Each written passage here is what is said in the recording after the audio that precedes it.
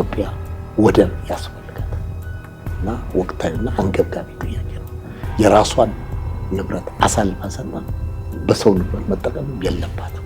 ለዚህ ደግሞ ያበቃናት እኛው ራሳችን ልጆቿ። የኤርትራ መንግስት ወይም ደግሞ የሻዕቢያ መንግስት ከዚህ በኋላ ወደ ጦርነት ይገባል ወይ? የኢትዮጵያ መንግስትስ? ጠላቶቻችን እንወቃቸው መጀመሪያ ጠላቶቻችን፣ ሴረኞችን እንወቃቸው፣ አድመኞችን እንወቃቸው። ይህ የሴራውን ፖለቲካ ጠንቅቀን እንወቀው። አስመሳይነት፣ አድርባይነት፣ አክራሪ ብሔርነት፣ ጽንፈኝነት ላይ እንዝመን። ወያኔ ደቡብ አፍሪካ ላይ ውይይትና ድርድር አካሄደ። ለሱ የተሰጠው ውይይትና ድርድር ለሌሎች ይሰጥ። ኦነግ ሸኔ ታንዛኒያ ላይ 2-3 ጊዜ ድርድር ተቀምጧል። ለሱ የተሰጠው እድል ለፋኖ ይሰጥ። ፋኖ የሚያነሳው አጀንዳ ውድቅ ነው ማለት አይደለም። ለሀገር ለህዝብ ጦርነት ስትገባ የምታጣው ንብረት አለ፣ የምታጣው የሰው ሕይወት። ኢትዮጵያ ደግሞ የሰው ፋብሪካ የላትም። ኢትዮጵያም ሆነች ኤርትራ የሰው ፋብሪካ የላትም። ግን ጊዜው አላውቅም፣ ምናልባት በእኔና በአንተ እድሜ ሊሆን ይችላል፣ ወይንም ከዛ በኋላ ኢትዮጵያና ኤርትራ አንድ ይሆናል።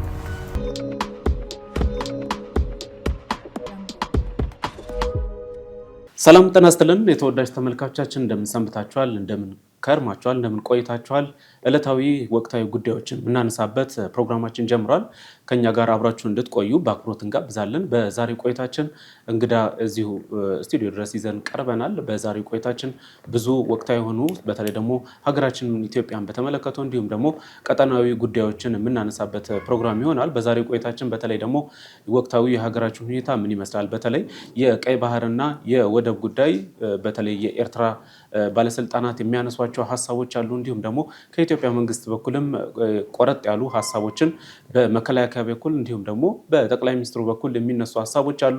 ምን ይመስላሉ? እንዲሁም ደግሞ በቀጣይ የኢትዮ ኤርትራ ግንኙነት ምን ሊመስል ይችላል የሚለው ሀሳቦች እናነሳለን። ሌላኛው ጉዳይ የምናነሳው በተለይ የኢትዮጵያና የኤርትራ ግንኙነት ምን ይመስላል፣ በተለይ አሁን ላይ እየተነሱ ያሉ ጉዳዮችስ ምን ይመስላሉ፣ ጥንት የነበሩ ጉዳዮችስ ምን ይመስላሉ፣ ከዚህ ቀደም ህዝብ ለህዝብ የነበረ ግንኙነት ምን ይመስላል የሚሉ ሀሳቦችን እናነሳለን። ሌላኛው ምናልባት በዚህ ዘመን የባንዳነት ስሜት በተለይ ኢትዮጵያዊነትና ባንዳነት ምን ይመስላል በተለያየ አገላለጽ ይገለጻል።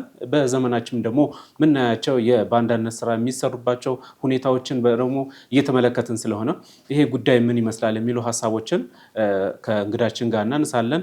ከአፍታ ቆይታ በኋላ ስንመለስ እንግዳችን ይዘን እንመለሳለን። ቤተሰብ ያልሆናችሁ ላይክ፣ ሰብስክራይብ፣ ሼር በማድረግ ይህንን መረጃ ደግሞ ላልደረሳችሁ እንድታደርሱ በዚህ አጋጣሚ መናገር እንወዳለን። ከአፍታ ቆይታ በኋላ እንመለሳለን።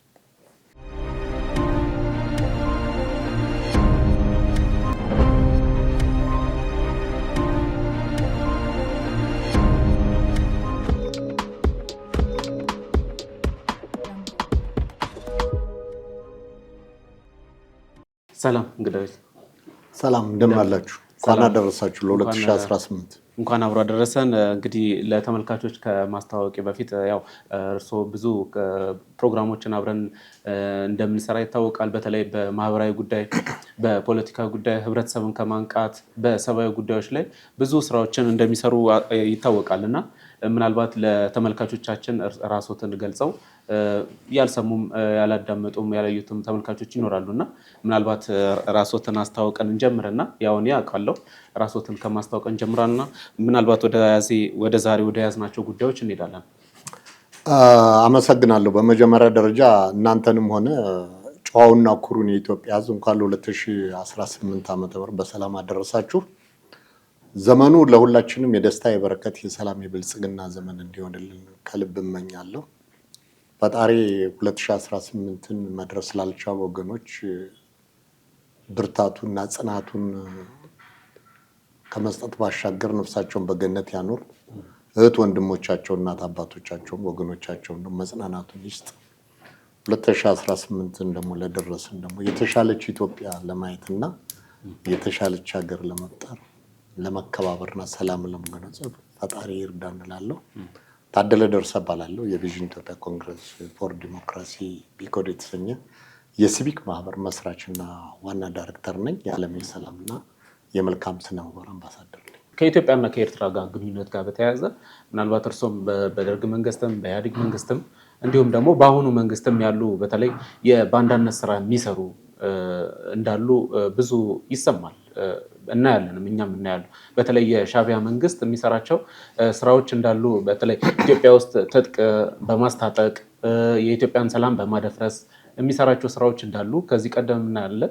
አሁንም በተለይ በቅርብ ጊዜ በተለይ ከህወሓት ጋር ከፋኖዎች ጋር እንዲሁም ደግሞ ከሌሎች ከኦነግ ሸኔ በተለይ አሁን ላይ ጫካ ከገቡ ወይም ደግሞ መንግስትን ከማይታዘዙት ጋር አብሮ በመስራት እንግዲህ ኢትዮጵያን የባህር በር የማስቀረት ስራዎችን እየሰራ እንደሆነ እየሰማን ነው። እንደውም አሁን በቅርቡ ትናንትናና ከትላንት ወዲያ የህወሓት በተለይ ባለፉት 2 ዓመት ጦርነት እንደነበረ እናስታውሳለን እና ያኔ የነበሩ የህወሓት ጀነራሎች አሁን ላይ ከህወሓት ወጥተው ለብቻቸው ሆነው አሁን ላይ ያለውን እንግዲህ ግንኙነት በተለይ ከሻዕቢያ ጋር ያለው ግንኙነት ትጥቅ የማስታጠቅ ሀገሪቷን የመበጥበጥ ስራዎችን እየሰራ እንደሆነ ይታወቃልና እንደው የባንዳነት ስሜቱ ምን ይመስላል? በዚህ ዘመን ያለውስ እንደው እንዴት ይገልጹታል? በተለይ ጫካ የገቡትም ሊሆኑ ይችላሉ። የኤርትራ መንግስትም የሻዕቢያ መንግስትም ሊሰራቸው የነበሩ ስራዎች በተለይ ምናልባት እርሶም ከዚህ ቀደም ሲያነሷቸው ስለሰማሁ ነውና እንደው እነሱን ሀሳቦች እናንሳቸው። እንግዲህ ባንዳነት አዲስ ነገር እኮ አይደለም። ትናንትም ነበር፣ ዛሬም አለ፣ ነገም ይኖራል። ባንዳነት አዲስ ነገር አይደለም፣ አለ። ባንዳ ነው ለዚች ሀገር ትልቁ አደጋ፣ ትልቁ ችግር።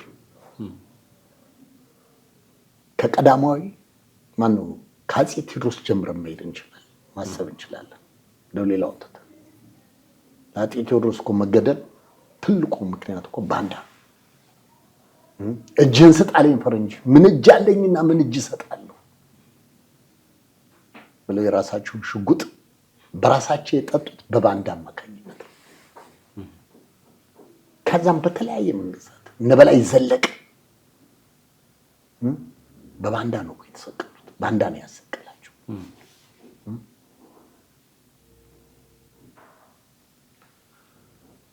ጠላትን በመጣ ጊዜ አርበድብዶ ያንቀጠቀጠ ጀግና በላይ ዘለቀ ጠላትን ሲዋጋ የኢትዮጵያ ሕዝብ ሰላቶ ነው የሚል ነበር። ማንን ነው ሰላቶ የሚል? ጣሊያን ለሰላቶ እጃቸውን አደሩ ነው የሚለው። እንዴት ስትለው ለነሱ እንቁላል ጠባሽ ምግብ አቅራቢ የነበረ ሰው በላይ ዘለቀ ግን ጠላትን ሲያርበደብድ ነው የነበረው። ንገሩ ካለቀ በኋላ ሌሎች በከፈሉት መስዋዕትነት የድል አጥቢያ አርበኞች ዛሬ ትላቸዋለህ። ባንዳው ዛሬ የድል አጥቢያ አርበኛ ናቸው። አንዱ መገለጫቸው ዛሬ የባንዳ አንዱ መገለጫ የድል አጥቢያ አርበኛ ነው። በቀውጤ ሰዓት የለም፣ ግን ድሉ ሲጠናቀቅ ከፊት መጡ አረጎራው የሚል የድል አጥቢያ አርበኛ አለ። ከዛ ልክ ንጉሱ ሲመጡ እኛ ጣሊያንን እየተዋጋን በላይ ለሰላቱ በአካባቢ ቋንቋ ማለት ነው ምግብ ያቀርብ ነበር ብሎ ተናገሩ። ሌሎች ሰዎች ምንም ያልሰሩ ሲሾሙ ጀግናው በላይ ዘለቀ ግን ሹመት ከሰራው ስራ አኳያ ጋር አልነበረም። ቅር ተሰኘ በዚህ። ከዛ በኋላ ንጉሱ በላይ እንደሚቃወማቸው አውቀው በላይን ለማሰቀል ተወሰነ። ከመሰቀል በፊት የምትናገረው ነገር አለ? ምንም አልናገረም። እናቴ አንድ ጊዜ በላይ ብላኛለች አላችሁ። ኩሩ ኢትዮጵያዊ ባንዳን ያሰቀለ በ1953 ዓመተ ምህረት ጀነራል መንግስቱ ነዋይና ገርማሜ ነዋይ ባንዳን ያሰቀላችሁ። በ66 ያን ያህል ሚኒስትሮች እንዲረሽኑ ያደረገ ባንዳ ነው። እነዚህ ሰዎች ካጠፉ ታስረው ምክራቸውን ሊያካፍሉ ይችላሉ ይባል ነበር። ለኢትዮጵያ የሚጠቅመው ያ ነበር። እነዛን በታሪክ እንደማታገኛቸው ሚኒስትሮች ባንዳን ያሰቀላቸው። በ1981 ዓመተ ምህረት በተካሄደው መፈንቅለ መንግስት ኢትዮጵያ 40 ዓመት ወደ ኋላ ብትሄድ የማታገኛቸውን ጀነራሎች ያሰቀለ ያስገደለ ባንዳ እነዚህ ሰዎች ተሰስተዋል። እስቲ እንምከራቸው፣ ድል እንስጣቸው አልተባለም። ስለዚህ ባንዳ በየሰዓቱ አለ። ትናንትም ነበር፣ ዛሬም አለ፣ ነገም ይኖራል። ስለዚህ የዚች ሀገር ትልቁ ችግር ባንዳነት ነው። አብረው የሚሰሩ ይመስላል። አብረው ለዓላማ የቆሙ ይመስላል። አብረው ይነጋገራል። የተነጋገርከው ነገር ውሳኔ ላይ ሳይደርስ ተቃራኒ ኃይል ጋር ደርሶ ታገኛለህ። አንተም በሌላ መንገድ ይፈርጁና በአንተ ላይ መሰላል ሆኖ ይረማመዱ። ዛሬም እኮ አለ። ስለዚህ ዛሬ ምን ሆኗል? የዚች ሀገር ትልቁ ጠላት እያወቅን ያልዘመትንባቸው ልንዘምትባቸው የሚገባ ነገሮች አሉ። ግን እዛ ላይ ህብረት ፈጥረናል። የኢትዮጵያ ጥሩ ጠንካራ ጎን አለው፣ ጥሩ ተጠራጣሪ ነው። የኢትዮጵያ ጥሩ ደካማ ጎን አለው፣ ጥሩ ተመራማሪ አይደለም። ባዶ ጥርጥር ደግሞ በምርምር ካልታገዘ ወዳጅን ያሳጣል። የምንጠራጠረውን ያህል መመራመር መቻል አለብን። አልቻልንም። እግዚአብሔር በሰጠን ጭንቅላት መጠቀም አልፈለግንም። 85% ትምህርት የምናገኘው ከአካባቢው ማህበረሰብ፣ ከሃይማኖት ተቋማት፣ ከትውልድ ከቤተሰብ ነው። 15% ነው ካምፓስ ሄደን ትምህርት የምናገኘው። ዛት ኢዝ አርቲፊሻል ዊዝደም። የክርስትና ወረቀት እንደ ዲግሪያችን እንደ ክርስትና ወረቀት ጣራ ላይ ሰቅለን አረጎራው የምንል ሰዎች ነን። የተማርነው የያዝነው ሰርቲፊኬት፣ የያዝነው ዲፕሎማ፣ የያዝነው ዲግሪ፣ የያዝነው ማስተርስ፣ የያዝነው ፒኤችዲ፣ የያዝነው ፕሮፌሰር ማድረግ እኛን አይወክለንም ወይ ለኛ አይመሰክርብንም። በእኛ ላይ ይመሰክርብናል። ለምን? በተግባር ስለማንተርገው። ለምን? የዚች ሀገር ትልቁ ጠላት አንዱ አስመሳይነት ነው ዛሬ። ሁለተኛው አድርባይነት ነው። ሶስተኛው ወቅቱ የፈጠረው አክራሪ ብሔርተኝነት ነው። አራተኛው ወቅቱ አክራሪ ጽንፈኝነት ነው። በእነዚህ ነገሮች ላይ ኢትዮጵያኖች ግንባር ፈጥረን እስካልዘመትን ድረስ ባንዳነት ትናንትም ነበር፣ ዛሬም አለ፣ ነገም ይቀጥላል። መልኩን ይቀያይራል፣ ቅርጹን ይቀያይራል። ከዚህ ወጣ ኢትዮጵያ እርስ በርስ ለመወነጃጀል እኮ ማንም አይሆንም። ማንም ኢትዮጵያኖች ህብረት ፈጥረን ግን መብታችንን ማስከበር ገና ይቀራል። ስለዚህ ህብረት ፈጥረን መብታችንን ማስከበር መቻል ይኖርብናል። ባንዳነት ከማውገዝ ባሻገር ልንታገለው የሚገባ ጉዳይ ነው። ባንዳነት ላይ ሪቮሉሽን ልናካሄድበት ይገባል። ወይም ኢትዮጵያኖች የልቦና ውቅር ያስፈልገናል። ፓራዳይም ሽፍት ወይም የልቦና ውቅር ያስፈልገናል። ከነዚህ አራት አደገኛ ነገሮች ከአስመሳይነት፣ ከአድርባይነት፣ ከአክራሪ ብሔርተኝነት፣ ጽንፈኝነት መውጣት አለብን። የዛን ጊዜ የምናፍቃትን ኢትዮጵያ እናገኛለን። የምናፍቀውን ነገር እናገኛለን። መልካም አቶ ታደለ፣ ያው ብዙ ሀሳቦችን ብናነሳ ደስ ይለኛል። ምናልባት በሌሎች ጊዜዎች ስንመለስ በተለይ ከሰላም ጋር በተያያዘ ከወቅታዊ ጉዳዮች ጋር በተያያዘ እንዲሁም ደግሞ ከብሔርተኝነት ጋር በተያያዘ ብዙ የምናነሳቸው እንደውም ማስተማር ያለብን ብዙ መስራት ያለብን ጉዳዮች እንዳሉ እናያለን እና እንደው ምናልባት ለማጠቃለል ያክል በተለይ በወቅታዊው በኢትዮ ኤርትራ ጉዳይ ላይ ነው ብዙ ሀሳባችንም ለማንሳት የሞከርነው እና እንደው የኤርትራ መንግስት ወይም ደግሞ የሻዕቢያ መንግስት ከዚህ በኋላ ወደ ጦርነት ይገባል ወይ? የኢትዮጵያ መንግስትስ ወደ ጦርነቱ የመግባት እድሉ ሰፊ ነው የሚሉ እሳቤዎችም አሉ። ቅድም በባንዳነት ስም አለ ወይ ብዬ የጠየቁት አንደኛው የኤርትራ ወይም ደግሞ የሻዕቢያ መንግስት በዚህ ጉዳይ ላይ በስለላም በባንዳነትም የራሱ ሰዎችም አስርጎ ኢትዮጵያ ውስጥ በማስገባትም ይታወቃልና ይህንን ጉዳይ እንዴት ያገኙታል? በቀጣይ ምን እንጠብቅ? የጦርነት ስጋት አለ ተብሎ በዓለም አቀፍ ደረጃ እየተነሳ ስለሆነ ማለት ነው። በአጠቃላይ ከጦርነት ምንም የምናገኘው ጥቅም የለም። የጦርነት ቅዱስ የሰላም መጥፎ የለው። ጦርነት የኋላ ቀርነት ምልክት ነው። ጦርነት ስትገባ የምታጣው ንብረት አለ፣ የምታጣው የህይወት አለ። ኢትዮጵያ ደግሞ የሰው ፋብሪካ የላትም። ኢትዮጵያ ሆነች ኤርትራ የሰው ፋብሪካ የላትም። ግን ጊዜው አላውቅም፣ ምናልባት በእኔና በአንተ እድሜ ሊሆን ይችላል ወይንም ከዛ በኋላ ኢትዮጵያና ኤርትራ አንድ ይሆናሉ። ምን አለ አንድ ይሆናሉ። ፈልገው አይደለም የተገነጠለችው ኤርትራ ባድርባዮችና ባስመሳዮች የሴራ ፖለቲካ። ስለዚህ ጦርነት ይኖራል ብዬ አላስብም። አስገድደ ሁሉም ነገር በእጄ ነው ብለ ወደ ጦርነት ገባ። ከጦርነት የምናገኘው ምንም ጥቅም የለም። ከጦርነት ውጪ ባሉ መንገዶች ወደባችንን ማስከበር፣ ቀባይሩን የራሳችን ማድረግ፣ ኤርትራውያንና ወንድሞቻችንና ኢትዮጵያውያንና ወንድሞቻችንን በተከባበረ መንገድ በጋራ እንዲኖሩ በመተሳሰብ እንዲኖሩ ማድረግ እንጂ ጦርነቱ አይደለም። ጦርነቱን የሚፈልጉት አካሎች አሉ። ጦርነቱን የሚያጫውቱት አሉ። ኳስ ሰጠህ ልጆችን እንደምታጫውት ሁሉ ይሄን ዳዝብ ጦርነቱ ማግደው በዚህ ትርፋቸውን ማጣጣም ይፈልጉ። አንደኛ ጦርነት አትራፊ ነው። ያንን የሰሩትን የጦር መሳሪያ ማን ይግዛቸው? እኛን ካላጋጩ። ስለዚህ እንገዛች ያተርፋሉ። ከዛ ለኤርትራ ዝቁመናል፣ ለኢትዮጵያ ዝቁመናል እያሉ ይከፋፍሉናል። በዳ የጦር መሳሪያ ይሰጡናል። እናንተ ያለንበት ትውልድ ሳይሆን የሚቀጥለው ትውልድ የሚከፍለው ዕዳ ያሸክሙናል። ጦርነት አክሳሪ መሆኑን ተረድተን ከጦርነት ውጭ ባለ መንገድ ችግሮቻችንን መፍታት እንጂ ወደ ጦርነት ገብቶ በጦርነት መፍትሄ እናገኛለን የሚለው አይሆንም።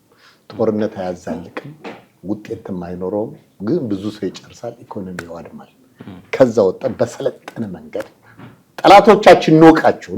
መጀመሪያ ጠላቶቻችን ሴረኞችን እንወቃቸው፣ አድመኞችን እንወቃቸው። ይሄ የሴራውን ፖለቲካ ጠንቅቀን እንወቀው። አስመሳይነት፣ አድርባይነት፣ አቅራሪ ብሔርነት፣ ጽንፈኝነት ላይ እንዝመት። በቃ ሰው ነን። አልፏል እኮ እኛም እናልፋለን። ምን ችግር አለ? ስለዚህ መልካም ስራ ሰርቶ ማለፍ ክቡርነት ነው። ዛሬ ፕሮፌሰር መስፍን ወልደማርያም እኮ የሉም፣ ግን የሰሩ ስራ ታሪክ ነው። ዛሬ ጀነራል ፋንታ በላይ እኮ የሉም፣ የሰሩ ስራ እኮ ታሪክ ነው። ዛሬ ጀነራል አማሃ ደስታ እኮ የሉም፣ የተሰሩ ስራ እኮ ታሪክ ነው። ዛሬ እኮ ኢንጂነር ስመኘው በቀለ የለም፣ ግን ታሪክ ነው የሰራው ስራ። በላይ ዘለቀ እኮ ዛሬ የለም፣ ታሪክ ነው የሰራው ስራ። ቴዎድሮስ አፄ ቴዎድሮስ የሉም፣ ታሪክ ነው። ጅማ አባጅፋር ታሪክ ነው የሰሩት። ስለዚህ ይሄን ነገር ማድረግ መቻል አለብን። አሊሚራ ታሪክ ነው የሰራው፣ እኛም ታሪክ እንስራ። ጦርነት አይደለም መፍትሄ ሊያመጣልን የሚችለው፣ ከጦርነት ባሻገር ያሉ ነገሮችን እንጠቀም። ጦርነት ለሌሎች አትራፊ ነው፣ ለኛ ግን አክሳሪ ነው። ለሌሎች ትርፍ ብለን እኛ ጦርነት ውስጥ መግባት የለም። ከጦርነት ውጪ ባሉ መንገዶች ችግሮቻችን መፍታት እንችላለን። በማከላችን ያሉ ልዩነት ግልጽ በሆነ መንገድ ቁጭ ብሎ ፕሬዝዳንት መንግስቱ ኃይለማርያም ማደንቃቸው አንድ ነገር አለ። ምን አደንቃለሁ? ባሉበት ክብር ምስጋና ይድረሳቸው። ይቺ ወንበር የምትፈልገው አንድ ሰው ነው ያለው፣ አንድ ሰው ነው። ይሄ ሁሉ ችግር ምንድነው? ከአንድ ሰው በላይ አትይዝም። በቃ ይሄን ማሰብ ያስፈልጋል። ይሄ በስልጣን መባለግን ማቆም ያስፈልጋል። እነዚህ ሶስት ነገሮች ሰውን የሚያባልጉ ነገሮች፣ ስልጣን፣ ገንዘብ፣ ፍቅር ላይ ጥንቃቄ ማድረግ ያስፈልጋል። እግዚአብሔር በሰጠን ኦሪጂናል ጭንቅላት ተጠቅመን ይችን ሳታጥ ያጣች ሀገር መታደግ ይኖርብናል። ፈርሃ እግዚአብሔር ሊኖረን ይገባል። እርስ በርስ መከባበር ለየትኛው ጊዜ ነው? በመጨረሻው ዘመን እኮ የሰበሰብነው ገንዘብ ማንበላበት ጊዜ እኮ ይኖራል። ይሄም ቃል ይፈጽማል። ያንን መጠበቅ የለብንም። ስለዚህ እኛ ሪስፔክት እንድንደረግ እንድንከበር ከፈለግ ሌሎችን እናክብር። ከኛ በፊት መስዋዕትነት የከፈሉና መልካም የሰሩ ሰዎችን ራዕይ እናስቀጥል እንጂ የሁሉም ነገር ፈጣሪ እኔ ነኝ ብለን ካል ይሄ ግብዝነት ነው። ከዚህ እንውጣ። ማቹርድ ነው። ያስተሳሰብ ብስለት ይኖራል። እኔ የሚባል ነገር እንተው፣ እኛ ብለን እንነሳ። የብልሹ አስተዳደርና ሙስናውን እንተው። ሰበሰብ ሳንበላው ግን ነገ ችግር ውስጥ እንገባለን። አንበላው እናየዋለን። ዋ ይላል እኮ ቃሉ። ከኔ የበለጠ የወንጌል ሰዎች በመጨረሻው ዘመን ይላል ቤት ሰሪዎች ይበዛሉ ይላል። በመጨረሻው ዘመን ግን ይላል የሰሩትን ቤት አይኖሩበትም፣ የአይጥ ዋሻ ይሆናል። እንኳን የሰሩትን ቤት የተከሉትን ወይም እንኳን አይበሉትም ይላል። ስለዚህ ገንዘብን ትሰበስባለህ፣ አትበላውም፣ ግን ታየዋለህ። ዛሬ በርካታ ሰዎች እኮ አሉ ማት ገንዘብ ሰብስበው ከዳው ህዝብ ላይ አይበሉትም፣ ያዩታል። ግማሾቹ በልብ ባትሪ ቁጭ ብለዋል። በልብ ባትሪ ግማሾቹ በደም ማነስ፣ በደም ብዛት፣ በስኳር ይሰቃያሉ። ግን አላገባብ ግን የሰውን ደም ግጠዋል። ስለዚህ ለዛ እንሩጥ፣ ያለኝ ይበቃኛል እንበል እና ፈጣሪን እናመስግን። እችን ሳታጣ ያጣች ሀገር እንታደግ። ጦርነት ለሌሎች አትራፊ ነው፣ ለኛ ግን አክሳሪ ነው። ከጦርነት ውጪ ባለ መንገድ የዚህችን ሀገር ችግር እንፍታ። እንደው ምናልባት የጦርነቱን ጉዳይ ካነሱ በዚህ እንቋጨውና በትግራይ እንዲሁም የህወሓት ጉዳይ አለ፣ በአማራ ክልል ያለው ደግሞ ወቅታዊ ሁኔታ አለ፣ እንዲሁም ደግሞ በኦሮሚያ ክልልም እንደዚህ የሸኔ ጉዳይ አለ፣ እንደዚህ የፋኖች ጉዳይ አለ።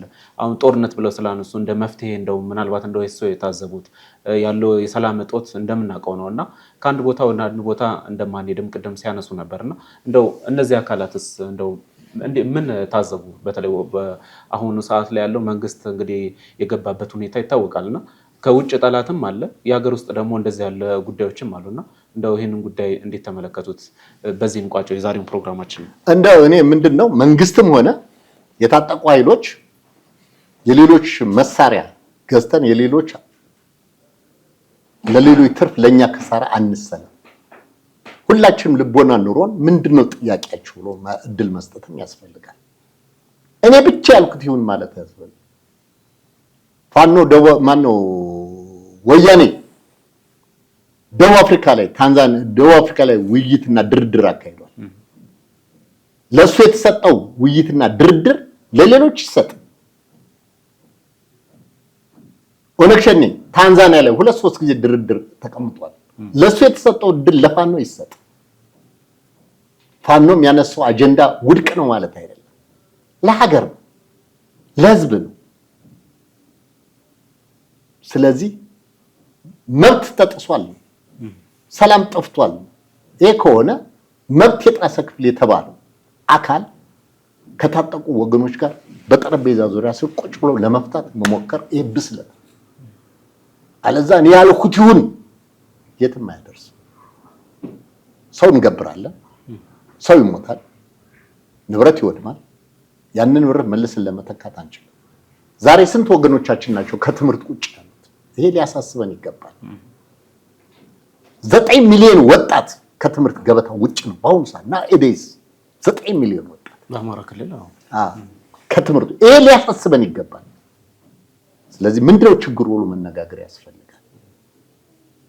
ትግራይ ውስጥ ጋር እና የኢትዮጵያ መንግስት ጋር በተካሄደው ጦርነት የተከፈለው መስዋዕትነት ቀላል መስዋዕት፣ የፈረሰው ኢንፍራስትራክቸር ቀላል አይደለም። ያንን መልሰን ለመገንባት 50 ዓመት ወደኋላ ብንሄድ አንገነባውም። ለምን? ከዛ እንማር።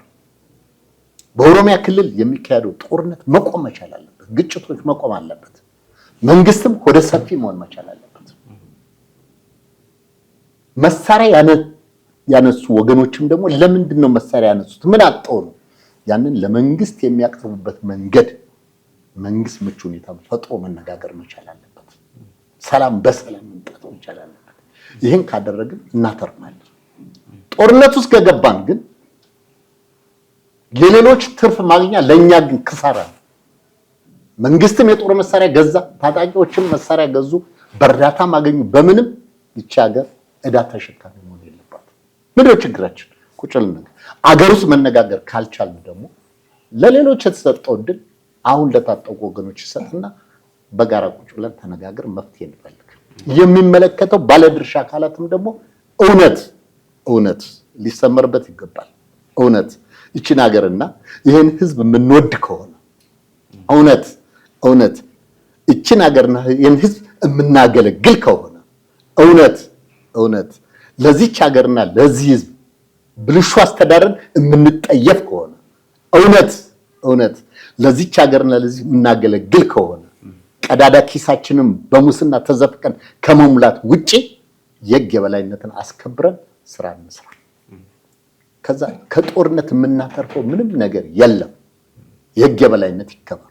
የህግ የበላይነት ከተከበረ ሁሉም ሰው እኩል ነው። እኔም አጠፋው ማንም አጠፋ ህግ ፊት ስንቀር እኩል እንዳኛለን። ይሄ መነካከሱን እንቶ ይሄ በዘር ጉንፋን ታሞ መጓተቱን እንቶ አይጠቅመንም። በዚህ መሰረት ችግሮቻችን ቢቻል ሀገር ውስጥ የማይቻል ከሆነ ታጣቂዎቹ በፈለጉት ቦታ በሰላማዊ መንገድ ድርድር እንዲደረግ መንግስት ወደ ሰፊ ሆኖ ይሄን ማስተናገድ ይጠበቅበታል። መንግስቴን የምጠይቀው ይሄንን ነው። ታጣቂ ወገኖችን የምጠይቃቸው ይሄንን ነው። እንግዲህ ችሳታጣ ያጣችን ሀገር እግዚአብሔር ይባርካት፣ ለኛም እግዚአብሔር ልቦና ይስጥ። መልካም እናመሰግናለን አቶ ታደለ።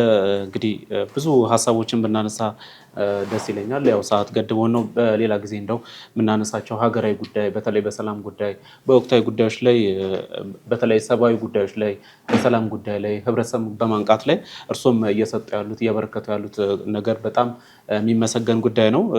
በቀጣይ ደግሞ ብዙ ስራዎችን አብረን እንሰራለን። ለዛሬ እዚህ ድረስ አክብረውን ስለመጡ እጅግ አድርጌ አመሰግናለሁ። መልካም ጊዜ እንዲሆንልዎት እመኛለሁ። እኔም እናንተን አመሰግናለሁ። በዚህ በወቅታዊ ጉዳይ ላይ ለህብረተሰቡ ትኩስ መረጃ ለመስጠት እንደዚህ አይነት ሀሳቦችን ማንሳታችሁ ጥቂት ጋዜጠኞች ናቸው እንደዚህ አይነት ስራ እየሰሩ ያሉ። ተበራከቱ፣ በርቱ ላለው ከማደንቀው ሚዲያ ተቋም አንዱ የእናንተ ነው። እግዚአብሔር ይስጥልኝ። ስለሁሉም ነገር ስለማይነገር ስጦታው እግዚአብሔር ይመስገን። ውድ ተመልካቾቻችን የዛሬውን ፕሮግራማችንን ያያችሁትን ይመስላል። አብራችሁን ስለነበራችሁ እጅግ አድርገን እናመሰግናለን።